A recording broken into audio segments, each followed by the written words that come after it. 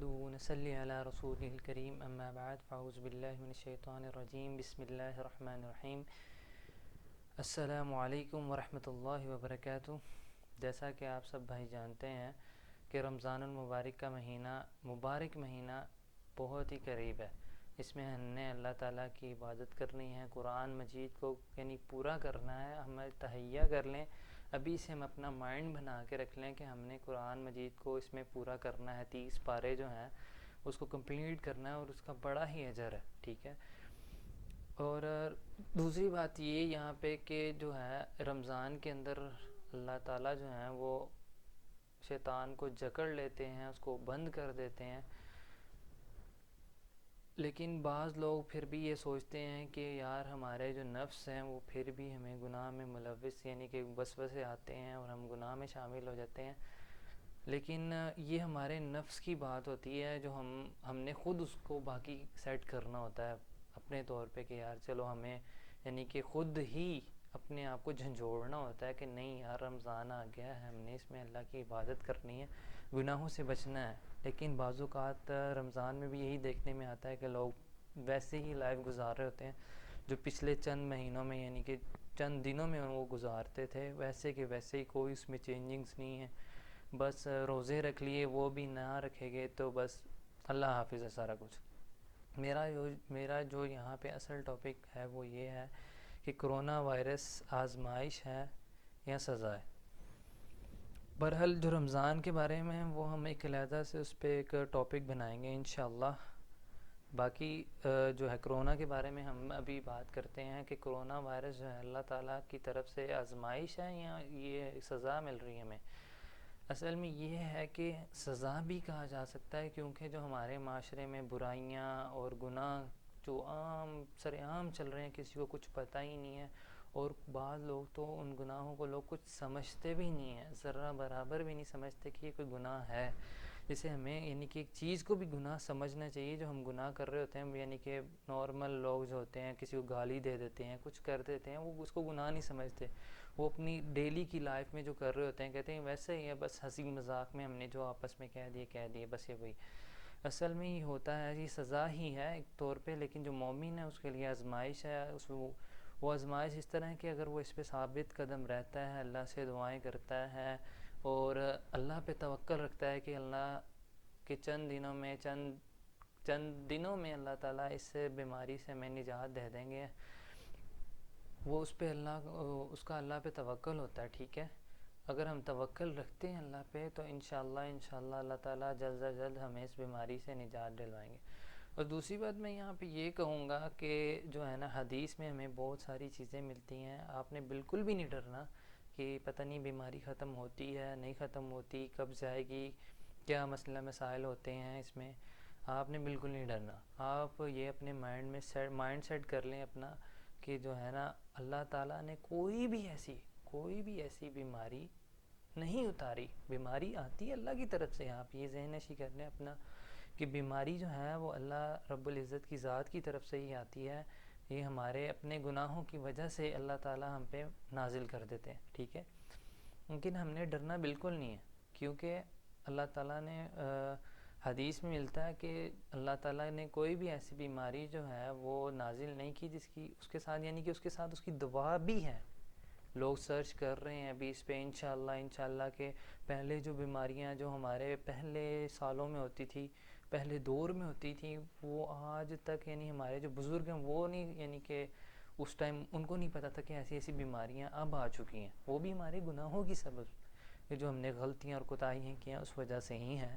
لیکن ادروائز جو ہے نا گناہ، لیکن آج کل جو بیماریاں ہیں ٹھیک ہے، وہ طرح کی بیماریاں ہیں، ٹی بی اور یہ وہ بہت ساری بیماریاں جو ان پچھلے دور میں لوگوں کو پتہ بھی نہیں تھا، ایسی بیماریاں ہمارے اندر موجود ہیں۔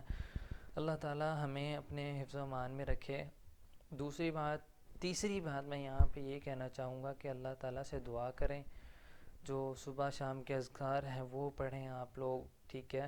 بہت ساری احادیث میں ملتا ہے، سب سے اچھا حل ہے کہ آپ یہ جو اس میں حفاظتی اقدام بتائے جا رہے ہیں گورنمنٹ کی طرف سے کہ آپ گھر پہ رہیں، ٹھیک ہے، ماسک وغیرہ کا استعمال کریں اور دوسری چیزیں وغیرہ ہیں، ٹھیک ہے۔ اور بعض لوگوں کے ساتھ میں نے یہاں تک یہ بھی دیکھا ہے کہ بعض لوگ تو اس کو کچھ سمجھ ہی نہیں رہے، کہہ رہے ہیں کہ پتہ نہیں کس کی سازشیں وغیرہ ہیں، گورنمنٹ ملی ہوئی ہے، کچھ اس طرح کا بعض لوگوں کے مائنڈ میں یہ بھی ہے. ٹھیک ہے، آپ آپ سب کو نظر آ رہا ہے کہ کس طرح اموات وغیرہ، کس طرح لوگ مر رہے ہیں، اس میں کیا انفیکشن وغیرہ ہے، کیا سارا کچھ ہر کسی کو کھلا نظر آ رہا ہے. ہم نے اپنے جن کو نہیں پتہ ان کو بتانا ہے. ٹھیک ہے، ہم نے خود بھی بچنا ہے اور دوسروں کو بھی بچانا ہے. مسلمان جو ہوتا ہے وہ دوسرے اپنے بھائی کا بھی خیال رکھتا ہے اور خود بھی بچتا ہے. یہ نہیں کہ آپ خود گھر میں بیٹھ جائیں، ٹھیک ہے جی ہم تو بس کوارنٹائن یعنی کہ گھر میں جو ہے وہ سیپریٹ ہو گئے ہیں سب سے، کسی کو فون کچھ بھی نہیں ہے. فون تو آپ کر سکتے ہیں، دوسروں کو سمجھائیں جن کو نہیں پتہ چل رہا، کسی کے ذریعے ماسک وغیرہ پراپر طریقے سے آپ اگر نکلتے ہیں تو باہر کسی سے ملتے ہیں تو اسے بتائیں، اسے گائیڈ کریں. ٹھیک ہے، یہاں پہ ہمیں دوسرے کو بچانا بھی بہت ضروری ہے، کیونکہ مسلمان کا مسلمان پر حق ہے کہ ہم نے اس کو بھی بچانا ہے، ساتھ خود بھی بچنا ہے. ٹھیک ہے، چوتھی بات میں یہاں پہ یہ کہنا چاہوں گا کہ آپ نے جو ہے نا ڈرنا بالکل نہیں ہے. کہ آپ نے یہ نہیں کہنا کہ یار میں مر گیا تو کیا ہوگا میرے ساتھ. ٹھیک ہے، اگر ہماری اللہ تعالیٰ نے ہماری موت لکھی ہے تو ہر حال میں آنی ہے، چاہے ہم کسی بھی جگہ چھپ جائیں، کچھ بھی کر لیں، ہم مر ہی جائیں گے آخر.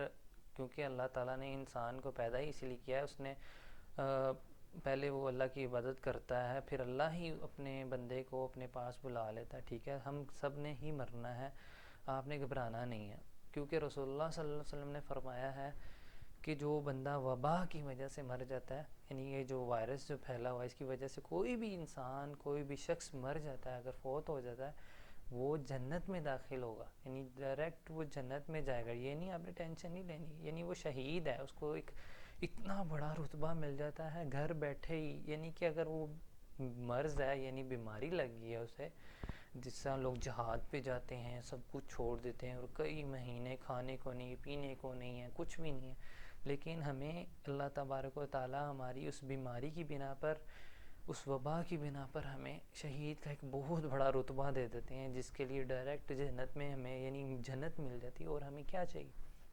آپ نے بالکل نہیں ڈرنا. جو گورنمنٹ کی طرف سے اعلانات وغیرہ ہوئے تھے کہ دفنایا نہیں جائے گا اس کی، یعنی کہ دفنانا بھی نہیں ہے مٹی میں، اور بہت سارے اس طرح کے بہت ساری خبریں آتی رہتی ہیں کہ بہت سارے لوگ بولتے ہیں کہ یار اس طرح ہو گیا اس طرح ہو گیا. آپ نے بالکل نہیں ڈرنا. اس کے بعد جو ہے نماز وغیرہ آپ پڑھیں، صبح شام کے اذکار کریں، قرآن مجید پڑھیں، کیونکہ رمضان بھی آنے والا ہے. ہم جتنا اپنے آپ کو اللہ کے قریب کریں گے اتنا ہی اللہ تبارک و تعالیٰ تو 70 ماؤں سے بھی زیادہ اپنے بندے سے پیار کرتے ہیں. انشاءاللہ وہ ہمیں اس بیماری سے نجات دے دیں گے.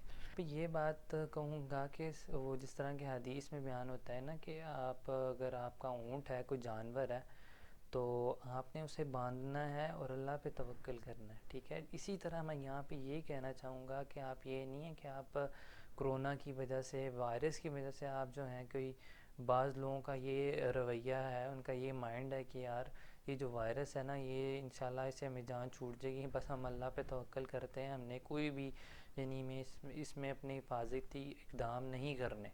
وہ بعض لوگ یہ سوچ رہے ہیں، آپ نے بالکل یہ سوچ نہیں رکھنی ہے. آپ نے بلکہ حفاظتی اقدام بھی اٹھانے ہیں اور اللہ پہ توکل بھی کرنا ہے اس اونٹ کی طرح، یعنی کہ اس کی رسی بھی باندھی گئی ہے. اور دوسری بات یہاں پہ کہ اللہ پہ توکل لازم ہے.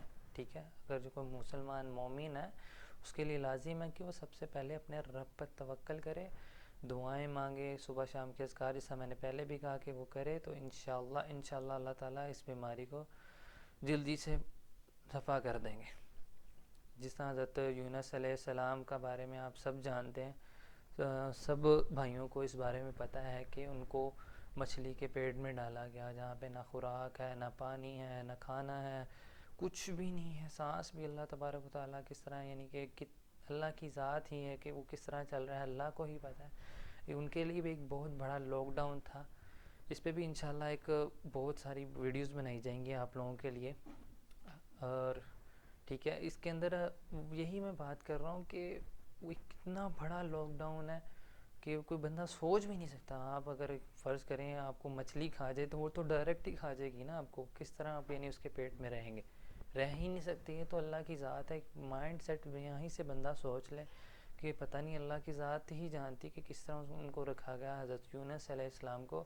پھر انہوں نے اگر وہ ندامت ہوئے اپنی غلطی انہوں نے مانی کہ یا اللہ میں ہی گنہگار ہوں, تو بڑا رحم کرنے والا ہے, مجھے معاف کر دے. ربنا ظلمنا انفسنا وان لم تغفر لنا وترحمنا لنکونن من الخاسرین, یا اللہ ہم خسارہ پانے والوں میں سے ہیں, ٹھیک ہے تو تیری ذات بڑی ہے, ہمیں معاف کر دے. یہ جو ہیں یہ والی دعائیں آپ استعمال کریں. باقی اور حضرت ایوب علیہ السلام کی دعا بھی ہے, وہ بھی آپ پڑھیں, ٹھیک ہے. اور بھی بہت ساری دعائیں ہیں بیماریوں سے بچنے کے لیے, صبح شام کے اذکار بھی ہیں, فلک ناس وغیرہ ہے, وہ بھی آپ ضرور پڑھیں. اللہ تعالی ہم سب کو اپنے حفظ و امان میں رکھے اور اللہ تعالی ہم سب کی حفاظت کرے. اللہ تعالی ہمیں بہت ساری آزمائشوں سے, برائیوں سے اور گناہوں سے بچا کے رکھے. السلام علیکم ورحمۃ اللہ وبرکاتہ.